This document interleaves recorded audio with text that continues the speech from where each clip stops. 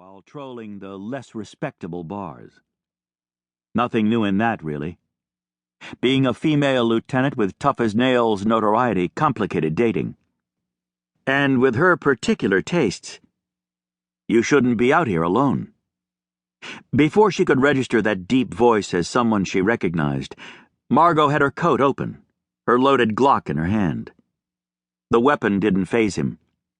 Tall and handsome and far too carefree, he stared into her eyes. Even in the dim light through the never-ending sleet, she saw his crooked smile and she felt his anticipation. Well, hell.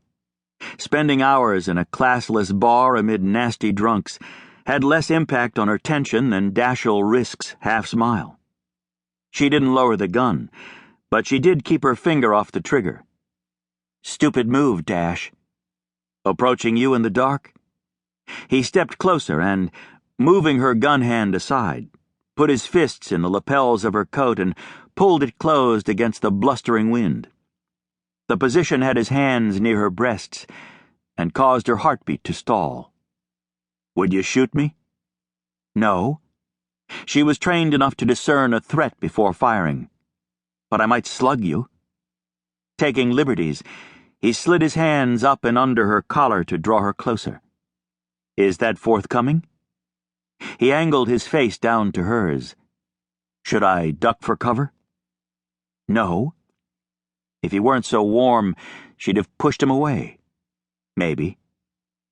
Dash was such a player, never taking anything seriously, most especially not women.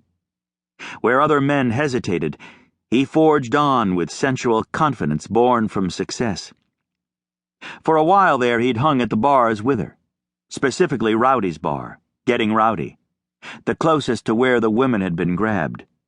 He'd adequately allowed her to use him as a prop in her scam. With Dash, she could pretend to be an easy drunk and easier prey.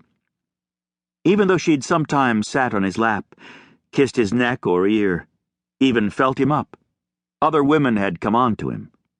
She didn't like to think he had done without during their ruse. But she hated even more to think of him hooking up. When she started to feel jealous, she knew she had to cut him free. At first he'd objected, but then the holidays had come and the department had given up on finding the sick fucks responsible. What are you doing here, Margo? After a glance around, she tucked the Glock 40 back into the specially designed inside pocket of her coat, where she also kept another fully loaded magazine. What are you doing here?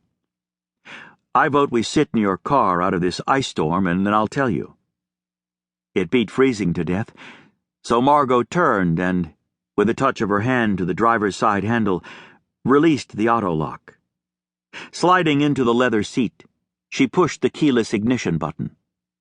Dash walked around the hood and folded his big body into the passenger seat. The small, sleek car fit her perfectly, but Dash's muscular frame looked a little squashed, making her almost smile. You can move the seat back, she told him. Thanks. He adjusted it, which allowed him to stretch out his jean-covered legs a few inches. The interior felt like a meat locker from having been in the dark, bitter cold. She turned up the heater, set the climate control for both heated seats, and relocked the doors. New ride? A gift to myself. But she didn't want to talk to Dash about that. She'd spent too many months blocking him from all personal thoughts. He studied her in silence. How long were you at the bar? Far too long, considering it had turned out to be a waste of time. Why?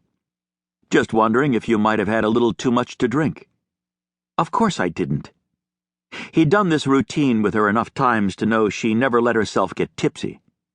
She had the slightest buzz, but was as rock-steady as ever. A few beers, that's all. Beer, huh? Long necks? Of course.